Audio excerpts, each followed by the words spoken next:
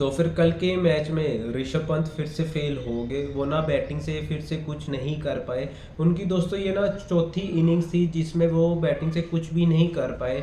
अभी तक वो टोटल 4 इनिंग्स में मेरे हिसाब से 10 रन भी पूरे कर नहीं पाए हैं। और उन्हें सबसे ज़्यादा पैसे मिल रखे हैं 27 करोड़। ये दोस्तों काफ़ी सालों से ट्रेंड भी रहा है। जो खिलाड़ी सबसे महंगा बिकता है वो कुछ खास कर नहीं पाता है। For the long term of season बीच में एक आधी परफॉर्मेंस आती है। और ऐसा हो ही रहा है जैसे कि पिछले साल मिचेल स्टार्क सबसे महंगे बिके थे और वो पूरे के पूरे आईपीएल में फेल रहे थे। लगभग उन्होंने क्वालिफायर में बढ़िया बॉलिंग करी थी दोनों के दोनों। और हाँ, फाइनल में भी बहुत अच्छी बॉलिंग करी थी। तो फिर उनके तो पैसे बिल्कुल वसूल थे। वैसे ही युवराज सिंह कई सालों पहले आईपीएल के 2 सीजन सबसे महंगे खिलाड़ी बिके थे, 14 करोड़ 16 करोड़। अब आप बोलोगे 14 करोड़ 16 करोड़ तो क्या ही नंबर है, लेकिन उस टाइम पर्स भी 70 करोड़ 60 करोड़ का होता था। उस टाइम 14 करोड़ 16 करोड़ मिलना बहुत बड़ी बात होती थी। अभी भी आप परसेंटेज वाइज देखोगे, जैसे कि 120 करोड़ का 27 करोड़ की परसेंटेज निकालो, वैसे ही 16 करोड़ और 70% की और भी 70 करोड़ की परसेंटेज निकालो तो फिर युवराज सिंह का नंबर सबसे बड़ा आता है अभी भी। तो ऐसे तो वो बात तो छोड़ो, लेकिन फिर से ऋषभ पंत फेल हुआ। लेकिन ऋषभ पंत चाहे बैटिंग से फेल हुआ, लेकिन वो कैप्टनसी बहुत अच्छी कर रहे हैं। उन्होंने कल 200 रन मुंबई इंडियंस के खिलाफ डिफेंड करा दिए। एक टाइम पे मुंबई इंडियंस बहुत ही स्ट्रॉन्ग पोजीशन पे लग रही थी जब नमनदीप और सूर्य कुमार यादव बैटिंग कर रहे थे। दोनों बहुत ही बढ़िया बैटिंग कर रहे थे, लेकिन वहां पर दिग्वेश ने आके विकेट को ना तोड़ा और वहां पे नमनदीप आउट हो गए थे। और उनको फिर से दिग्वेश ने ऐसे साइन करके ही ना दिखाया था, और कुछ पता नहीं ऐसे रोनाल्डो वाला कुछ सेलिब्रेशन भी करा था, उसके बाद साइन करके भी दिखाया था। आर्या की तरह बिल्कुल पास जाके तो नहीं साइन करके दिखाया, वहां तो उस पर बिल्कुल चढ़ के ऐसे साइन कर रहा था, दूर से ही साइन कर दिया दिग्वेश ने। तो ये तो या तो उनका सिग्नेचर वो है सेलिब्रेशन, जैसे कि सारे के सारे खिलाड़ी सेलिब्रेट करते हैं, या फिर ऐसा कुछ है।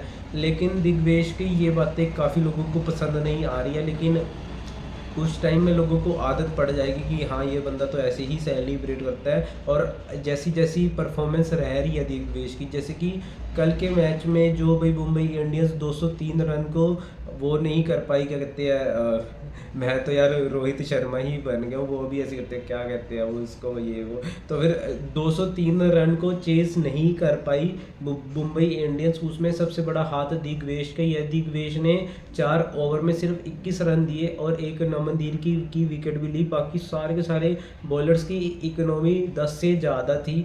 तो बस और भाई सिर्फ 10 ही रनों से मैच हारा, वो थे दिग्वेश की बॉलिंग।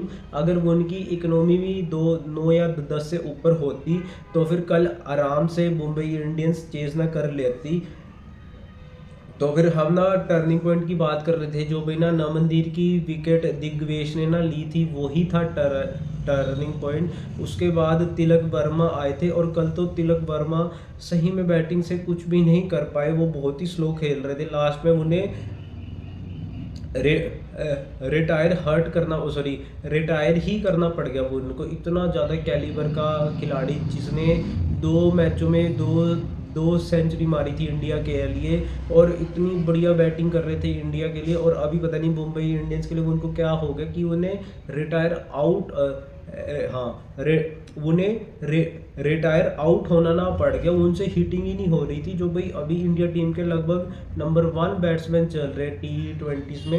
उन्होंने 2-3 मैचों में तो सेंचुरी मार दी थी लगातार पिछले कुछ टाइम में। तो बस ऐसा ही होता रहा। और फिर उसके बाद हार्दिक पांड्या ने थोड़ी बहुत हिटिंग करी थी लास्ट में, लेकिन वो भी मुंबई इंडियंस की नैया को पार नहीं करा पाए, और at the last Mumbai Indians 12 रनों से मैच हार गया था। तो फिर दोस्तों कल के स्कोर कार्ड की बात करते हैं। और हाँ, कल के मैच की एक और बात, रोहित शर्मा को कल खिलाया ही नहीं। कल कभी कभार अभी तो एज इम्पैक्ट सब आता था रोहित शर्मा, और 4-5 गेंदे खेल के ना जाता था, उसके बाद बाहर चलाना जाता था। लेकिन कल तो रोहित शर्मा को 4-5 गेंदे खेलने का भी नहीं मौका मिल रहा। ये भाई मुंबई इंडियंस ने रोहित शर्मा की इतनी ज़्यादा बेइज्जती मार रखी है। इससे अच्छा तो उसे रिलीज ही कर देते, वो ना किसी और टीम में जाता, वहाँ पे कैप्टन बनता, अपनी ना लेगेसी फिर से स्टार्ट करता। लेकिन मुंबई इंडियंस रोहित शर्मा को रिलीज़ भी नहीं करना ना चाहती कि ये इतना बड़ा प्लेयर है, हमारा मतलब ब्रांड वैल्यू ना बन रखी है मुंबई इंडियंस की, लेकिन उसे खिलाना भी नहीं चाहती कि भाई मुंबई इंडियंस का नाम सिर्फ रोहित शर्मा से एसोसिएट ना रहे, मुंबई इंडियंस को एज अ मुंबई इंडियंस जानना जानना चाहिए। क्योंकि जैसे कि CSK है आज की डेट में, उन्हें ना धोनी को खिलाना ही पड़ रहा है, क्योंकि जैसे ही धोनी छोड़ के जाएंगे 50% ख़त्म हो जाएगा फैन बेस CSK का, इसलिए उनको खिलाना ही पड़ रहा है उससे MS धोनी को। तो फिर ऐसा ही वो नहीं चाहती है ये क्या चल गया सीरीज सॉरी,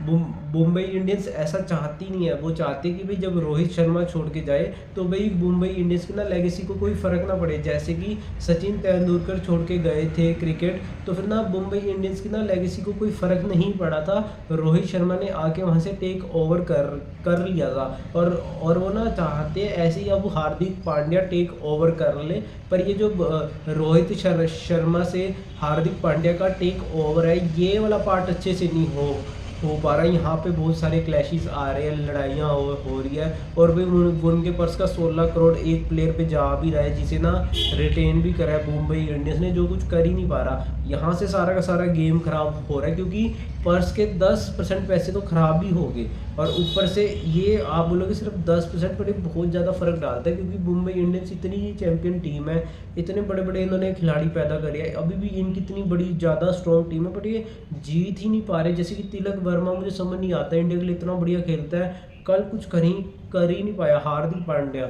अगर वो इंडिया का मैच होता तो शायद 12 गेंदों पर 29 रन चाहिए थे, वो ना चेज ही करवा देता। उसके लिए कोई भी बड़ी बात नहीं है, बैट पे 2 छक्के ही आने थे, 1 चौका आना था, उसके बाद बॉलर पे आता प्रेशर और मैच खत्म था। और जो ना डिफेंड कर रहे थे शार्दुल ठाकुर, आवेश खान, ये कोई इतने बड़े बॉलर थोड़ी ना कि ये ना मिचेल स्टार्क है, बहुत खतरनाक है। अगर इनको एक आधा चौका छक्का पड़ता तो ये पैनिक हो जाते, लेकिन शार्दुल ठाकुर ने क्या ओवर डाला, 19वें ओवर में सिर्फ 7 रन दिए, जब भाई 29 रन चाहिए थे 12 गेंदों पे, और लगभग मैच वहीं पर ही डेड हो गया। लेकिन उसके बाद अगला ओवर डालने आए थे हार्दिक पांड्या को आवेश खान, पहली बॉल पे आवेश खान ने जरूर छक्का खाया था, लेकिन उसके बाद उन्होंने भी रन नहीं दिए थे। 5 गेंदों पर 16 रन चाहिए थे, और वहाँ से सिर्फ 3 रन आए, और वहाँ से मुंबई इंडियंस 12 रनों से मैच जीत गया, और सॉरी लखनऊ 12 रनों से मैच जीत गया। तो वही बात है कि मुंबई इंडियंस हार गई, मुझे तो समझ ही नहीं आ रहा, इतनी स्ट्रॉन्ग टीम के बावजूद भी। तो फिर कल के स्कोर कार्ड की तरफ अब हम ना रुख करते हैं। तो कल मिचेल मार्श ने 31 गेंदों पर 60 रन मारे, और फिर से मिचेल मार्श की ये ना तीसरी 50 आ गई है, और ये बहुत ही फास्ट खेल रहे हैं, तो ये बहुत अच्छे साइन है लखनऊ के लिए। उसके बाद कल मार्करम ने भी 50 मार दी, 38 गेंदों पे 53 रन, जो कि बहुत ज़्यादा इंपॉर्टेंट थे। इन्होंने थोड़ा सा इनिंग्स को संभाल के भी रखा था, थोड़ा सा इनका स्ट्राइक रेट ज़रूर कम था, 140 का था, लेकिन फिर भी अच्छी मैं इनिंग्स ही बोलूँगा, क्योंकि उस टाइम विकेटें भी गिर गई थी LSG की। और भाई अगर मार्करम भी आउट हो जाते तो फिर इतना टोटल भी नहीं बनना था। उसके बाद कल पूरन ने फिर से बढ़िया बैटिंग कर ही रहे थे, बट आउट हो गए, और इन्होंने 6 गेंदों पे 12 रन मारे। अगर पूरन 20-25 गेंदे भी खेल जाते तो स्कोर ये 203 बनना था लखनऊ का, ये ना 220 पहुंच जाता। उसके बाद कल पंत फिर से फेल रहे, 6 गेंदों पे 2 रन। आयुष बडोनी ने फिर से एक काफ़ी बढ़िया कैमियो खेला, 19 गेंदों पे ना 30 रन मारे। उसके बाद डेविड मिलर ने 14 गेंदों पर 27 रन, लेकिन ये दोनों गेम को बिल्कुल फिनिश नहीं कर पाए थे, दोनों के दोनों बीच में आउट हो गए थे, लेकिन इनके स्ट्राइक रेट ठीक थे, जिसके कारण से 200 पार चला गया। उसके बाद अब अब्दुल समद भी 4 रन मारे, दो बॉलों पर। फिर भाई ठाकुर साहब ने 5 रन मारे, 2 बॉलों पे not out.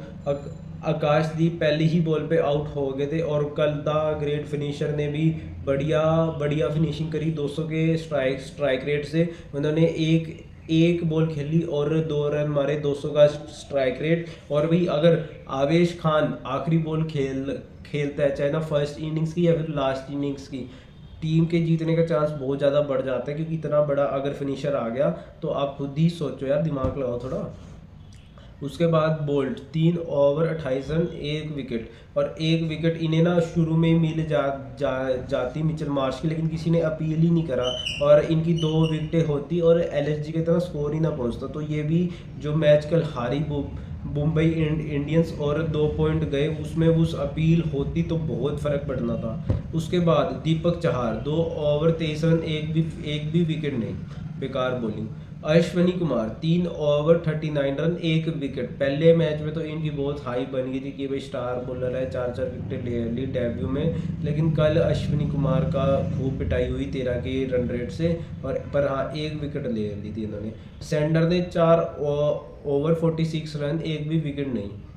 Vighnesh पुतुर 4 over 31 run 1 wicket, और ठीक था, डिसेंट स्पेलर कहूँगा मैं तो इसे। और कल सबसे बढ़िया spell Hardik Pandya 4 over 36 run और 5 विकेटें। उसके बाद मुंबई इंडियंस की बैटिंग स्टार्ट हो गई थी।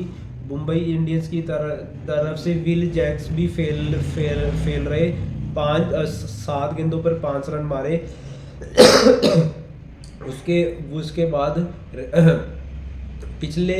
पिछले मैच के हाफ सेंचुरियन भी फेल रहे, रियान रिकल्टन, इन्होंने 10 रन मारे 5 गेंदों पे। उसके बाद कल नमन धीर ने काफ़ी डिसेंट बैटिंग करी थी, 46 रन मारे 24 बॉलों पर। उसके बाद सूर्या कुमार की भी काफ़ी टाइम बाद 50 आई, उन्होंने 67 रन मारे 43 बॉल्स पे। उसके बाद तिलक वर्मा का तो कल बिल्कुल भी दिन नहीं था, बैट में बॉल चढ़ ही नहीं रही थी इनके, उन्होंने 25 रन मारे 23 बॉल पे, और ये रिटायर आउट मुंबई इंडियंस को इनको करना पड़ गया था। उसके बाद हार्दिक पांड्या 28 रन मारे 16 गेंदों पर, नॉट आउट तो ये ना जरूर रहे, लेकिन कल का मैच ये फिनिश नहीं कर पाए। तो इन्होंने कल बैटिंग बॉलिंग भी बहुत अच्छी करी, बैटिंग भी डिसेंट करी, लेकिन टीम जीत नहीं पाई। उसके बाद मिचेल सेंटनर दो गेंदों पे 2 रन। उसके बाद एलएसजी की ना बॉलिंग की बात करते हैं तो फिर शार्दुल ठाकुर ने 4 ओवर में 40 रन दिए और 1 विकेट ली। आकाशदीप ने भी 4 ओवर में 46 रन दिए और 1 विकेट ली। आवेश खान ने भी 4 ओवर में 40 रन दिए, 1 विकेट ली। रवि बिश्नोई ने भी 4 ओवर पे 40 रन दिए, एक भी विकेट नहीं ली। तो फिर इनमें से 16 ओवरों में तो रन रेट 5-10 से ऊपर ही था, और इसके हिसाब से तो कोई दिक्कत ही नहीं होनी थी, क्योंकि आखिरी 4 ओवरों में भी 40 रन ही चाहिए थे, क्योंकि सबके 40 किसी के 46 और 46 और 40 और कुछ वाइड वगैरह के भी रन होएंगे कल। 9 रन एक्स्ट्रा के भी थे, 4 वाइडे और 4 एलबीडब्ल्यू। तो 4 ओवर में अब तो 30 रन चाहिए थे, लेकिन कल फर्क डाला दिग्विजय सिंह राठी ने, अपने दम पे लड़के ने मैच जीता दिया। 4 ओवर में मात्र 21 रन और 1 विकेट, गेम चेंजिंग स्पेल इन्होंने ही कल का मैच जीतवाया। अदरवाइज ये भी कल 30-35 रन भी दे देते तो मैच ख़त्म था, और यही इनको ही मैन ऑफ द मैच मिलना चाहिए था, बट इनको तो नहीं मिला होगा, पता नहीं किसको मिला होगा, तो वो बात छोड़ो। और दोस्तों आज है 2-2 आईपीएल के मैच, तो दोनों गेम्स देखेंगे और दोनों में आपके साथ मैं ना जुड़ूंगा और लाइव करने की कोशिश करेंगे, लेकिन अदरवाइज वीडियो के भी माध्यम से तो मैं आपसे मिलूंगा ही। तो ओके बाय।